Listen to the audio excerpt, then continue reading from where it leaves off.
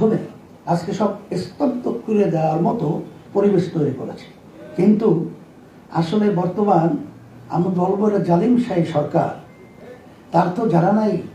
যে ইতিহাস পর্যালোচনা করলে দেখা যায় ফেরাউন বনি ইসরাইলকে ধ্বংস করার জন্য তার এমন কোনো শক্তি নাই যেটা বাস্তবায়ন করে নাই, কিন্তু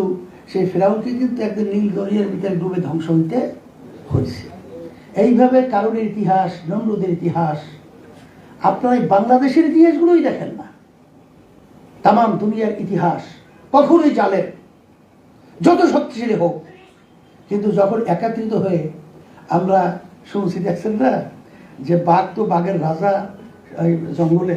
কিন্তু ছোট ছোট প্রাণী যখন একাত্রিত হয়ে যখন ওর উপর ঝাঁপায়া পড়ে তখন কিন্তু ওপরের দিক বিদিক পাইলে ধ্বংস হতে বাধ্য হয়।